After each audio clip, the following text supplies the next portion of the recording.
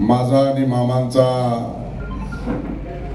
महायुतीच्या वतीने सत्कार आयोजित केला अशा प्रसंगी उपस्थित असलेले महाराष्ट्राचे मंत्री नामदार दत्तामामा भरणे, भारतीय जनता पार्टीचे जिल्हाध्यक्ष वासुदेव नाना काळे, नवनाथजी पडळकर, तालुका अध्यक्ष तेजस देवकाते, माऊली चौरे, बाबासाहेब चौरे, तानाजी थोरात, नानासाहेब शेंडे, हनुमंत कोकाटे, तालुका अध्यक्ष राष्ट्रवादी काँग्रेस, विलासबापू वाघमोडे, ज्येष्ठ नेते डॉक्टर शशिकांत तरंगे, आकाश कांबळे, माऊली वाघमोडे, गजानन वाक्षे, राम आसबे, शिवाजीराव मकरे, श्री जगदीश कोळेकर, किरण गानमोटे, श्रीमती सीमाताई कल्याणकर, शीतलताई साबळे, प्रतापबाबा पाटील, नवनाथ रुपनळ, दत्ता घोगरे, वैभव देवडे, पांडुरंग कचरे, उपस्थित असलेले इंदापूरचे सर्व प्रतिष्ठित नागरिक, पत्रकार आणि छायाचित्रकार बंधूंनो आणि भगिनींनो, खरं तर या सत्काराच्या निमित्तानं सगळ्यांनीच मत व्यक्त केली आणि कोणतंही यश संपादन करायच्या वेळेस यश संपादन करत असताना यश संपादित झाल्याच्या नंतर स्तुती सुमने त्यांच्यावरती उधळली जातात आणि यशस्वी झालेला माणूस कशा अडचणीतून मार्ग काढला ते सगळ्यांना ऐकायचं असतं। अशा परिस्थितीमध्ये हा सत्कार समारंभ होतोय।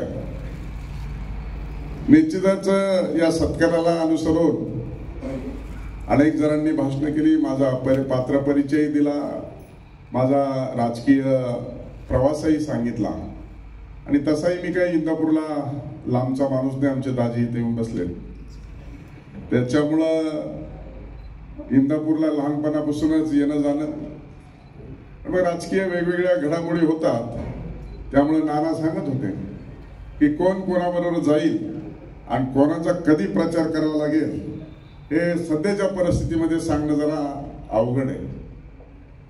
पण मी जरा या सगळ्या प्राप्त परिस्थितीमध्ये सगळ्यांनीच एवढं आता मला सत्कार ठेवलाय आणि माझं गुणगान गायलंच आहे, तर मी म्हटलं होतं खरंच काय झालंय ते बघू। खरं तर चांगलं काम करणं सुद्धा मामा वाईट असतं हे मला कळून चुकलंय। आमच्या मतदारसंघात माणूस उभा राहायला भेटला नाही म्हणून बाहेरून पाठवला आणि त्यावेळेस 43,000चा फरक होता, यावेळेस 1243चा फरक राहिला। 622 मताच्या फरकाने माझा पराजय झाला। वाईट काय आहे का तर काहीच नाही, कामं चांगली केलीत का तर चांगले केले। माऊलीने भाषण केलं, मी माऊलीचं भाषण ऐकत होतो 10 वर्ष, मामाला विरोध केला इथपर्यंत भाषण मला बरोबर वाटलं, पण वासुदेव नारायणने सांगितल्याप्रमाणे मला असं वाटलं की माऊली त्याच्यानंतरचा शब्द वापरतात का काय, अदृश्यपणे मी तुमच्या मागेच होतो, असं माझं त्या शब्दावरती बारीक लक्ष होतं। पण माऊलीने प्रामाणिकपणे शेवटपर्यंत तो शब्द राखून धरला। 10 वर्ष मी विरोधच केला आणि 2024ला सांगायचं राहूनच गेलं माऊली। असे कधी कधी गल्लत होत, त्यामुळे आम्ही चांगलं काम केलं, 2दा आमदार झालो आणि कोणतंच पद मला जाहीर झाले मिळाले असं होत नाही। काय ते माझ्या जन्मकुंडलीत लिहिलं हे मला माहित नाही, पण तालुका अध्यक्ष व्हायला मला 10 वर्ष लागली।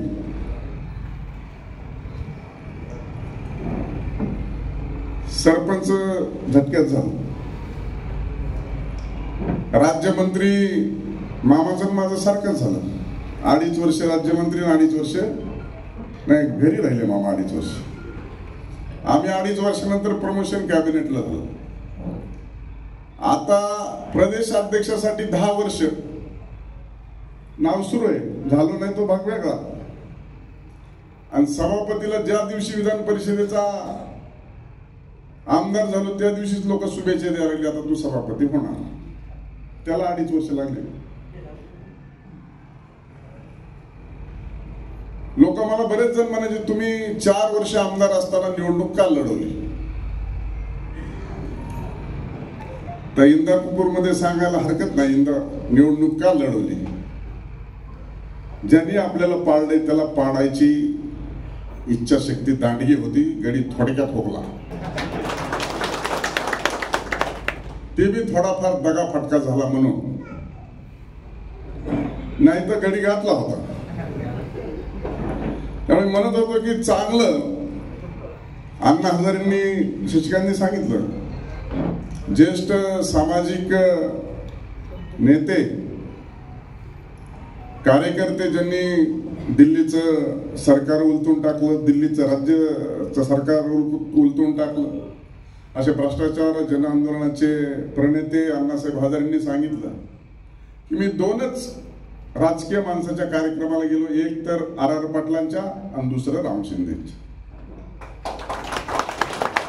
त्यांनी सांगितलं तिळा एवढा डाग नाही, निष्कलंक माणूस आहे, स्वच्छ प्रतिमेचा माणूस आहे, म्हणून मी तुमच्या सत्कार समारंभासाठी आलो.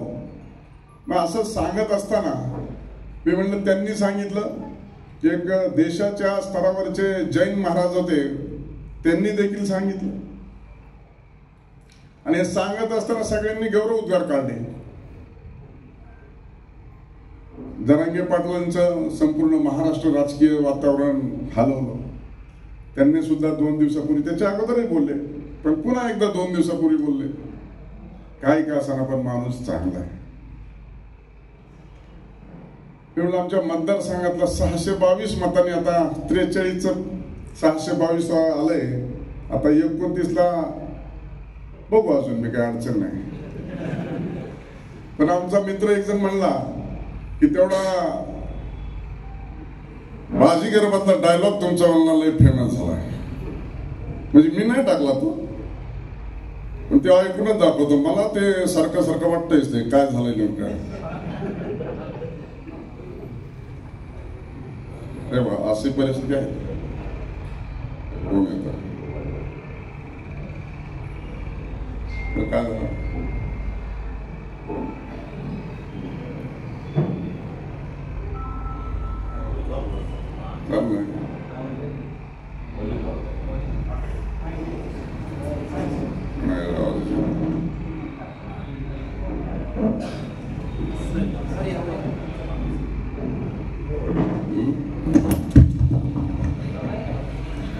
तर ते जाऊ द्या, वाजून येत नाही.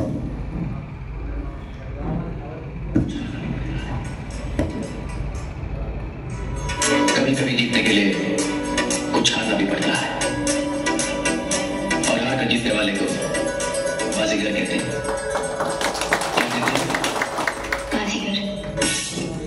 असा झाला कार्यक्रम. आता समाधानच मानायचंय. त्यामुळे हारकर भी जीतने वाले को बाजीगर कहते हैं. 288 आमदार पडले 2 नंबरला, त्याच्यात मी पडलोय. पण 287चं काय झालंय मला माहित नाही. पण मी मात्र विधान परिषदेचा सभापती. 20 नोव्हेंबरला मतदान होतं. मी 19 डिसेंबरला 1 दिवस महिन्याला कमी असताना त्या राज्याच्या महाराष्ट्र विधान परिषदेचा सभापती झालो. तर मत तरी किती पडावं. पराजित झालेल्या आमदारांच्या मतामध्ये मी राज्यात चौथा आहे. 1,26,433 मत आहे. आणि कमी फरकाने पडलेला मी राज्यात 6वा आहे, 1243.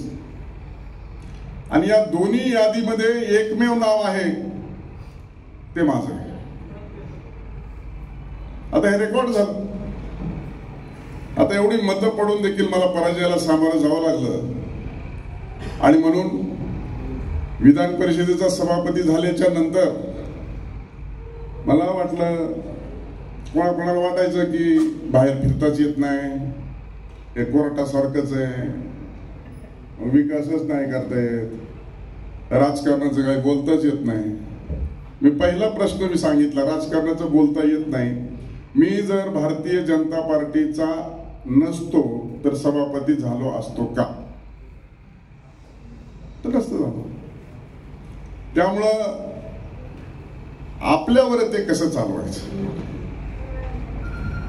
त्यामुळं मामांनी सांगितलं, सभागृह चालू असताना असो का सभागृह सेशन नसताना असो, कोणाच्याही कामासाठी कोणालाही तातडीने फोन बी करता येतो आणि त्यांना दालनात बोलून मिटिंगही करता येते. नसले तर आदेश देता येतो. असं हे पद आहे.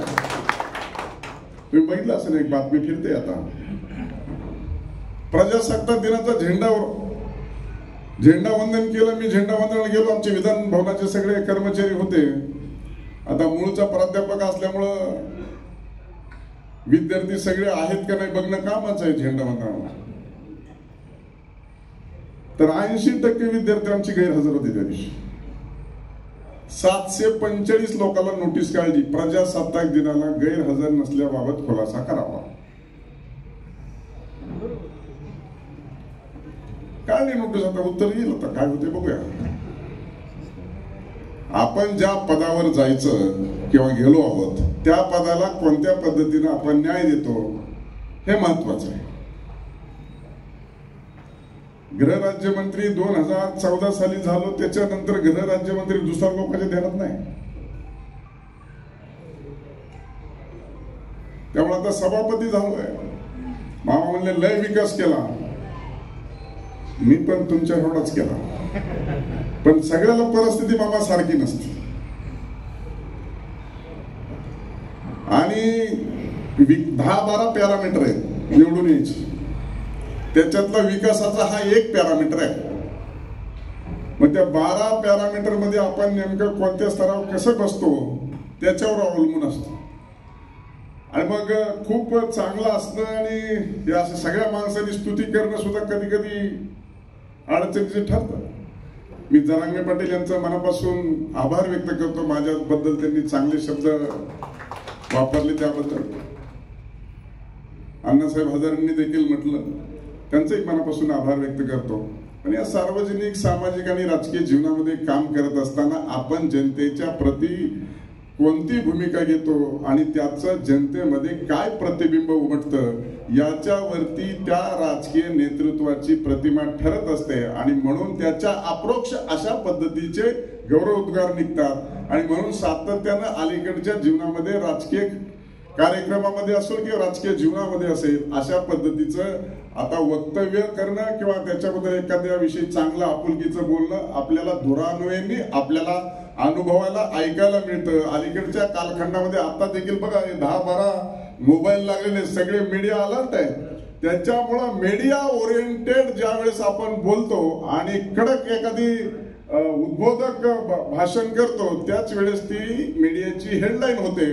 आणि त्यामुळं आता पूर्वीच्या कालखंडामधलं राजकारण आणि चांगलं स्तुती, त्याच्याबद्दल सांस्कृतिक सोबर बोलणं, डिसेंट बोलणं, गुलदस्त्यातून शालजोडीतून ह्याला तर काही अर्थच राहिला नाही. थेट आरे मॅटर सुरू झाले. आणि त्याच्यामुळे असं काही समजायचं कारण नाही की कोणत्याही गोष्टीची माणसं दखल घेत नाही. असं सर्वसामान्य माणसं सगळ्या गोष्टीची दखल घेत असतात. आणि म्हणून या राजकीय जीवनामध्ये काम करत असताना सर्वोच्च पदावर गेलेलो आहे. सर्व या जनता जनार्दनाचा आशीर्वादच आहे. आणि म्हणून ह्या आशीर्वादाच्या माध्यमातून जे काम करण्याचं आपल्याला सांगितलेलं आहे ते काम करण्याचं आपण अतिशय योग्य पद्धतीने करणार आहोत. आणि म्हणून आता ज्याच्याकडून पराजय झाला ते 288 मध्ये येतात आणि वरचा 78चा सभागृह आहे. आणि 2 अँग्लो इंडियन आहेत मामा. असे 368 आमदार आहेत आणि राज्याला एकच सभापती आहे की सगळ्या आमदारांचा तो सभापती असतो. त्याच्यामुळे हारकर बी असं ते भानगड झालेले.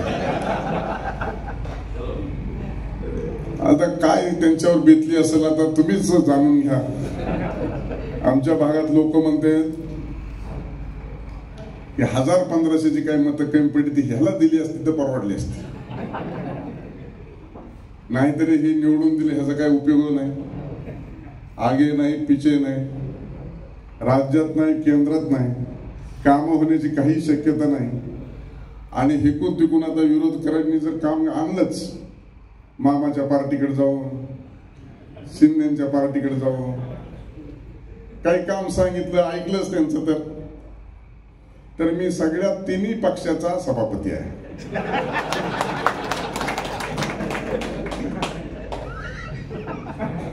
बाकी 287 मतदारसंघात काय होईल नाही होईल मला माहित नाही, पण मला ह्यांचा जो काही प्रिव्हिलेज आहे, आमदारांच्या हक्कावर जर गदा आली, आमदारांना अधिकारी बोलले नाही, वेगळं अधिकाऱ्यांनी ट्रीटमेंट दिली नाही, त्यांच्या आदेशाचं अनुपालन केलं नाही आणि त्यांचा जर हक्कभंग सभागृहात आला तर तो हक्कभंग ऍडमिट करायचा का नाही आणि त्याच्यावर चर्चा करायची का नाही, तो हक्कभंग समितीकडे प्रस्तावित करायचा का नाही हे माझ्या हातात आहे. त्याच्यामुळे आमदारांचे हक्क अबाधित ठेवण्याच्या सर्वोच्च पदावर मी आहे. मग माझा हक्क ठेवतील का नाही? एखादी पार्टी माझं नाव नाही असे लागू शकते का? नाही लागू शकत. माझा जेवढा महिना 1.5 महिन्यात अभ्यास झाला तेवढा तुम्हाला सांगतोय, पुढे तर अजून 2-3 महिन्यांनी वाढेलच अभ्यास. त्याच्यामुळं लोक बोलतात राम शिंदे लय नशीबवान आहे. नशीबवान तर आहेच आहे, कष्ट आहे. पडलो तो आमदार झालो, दुसऱ्यांदा पडलो तर सभापती झालो. आता जे पडले त्यांची काय परिस्थिती दुसऱ्याची? मामा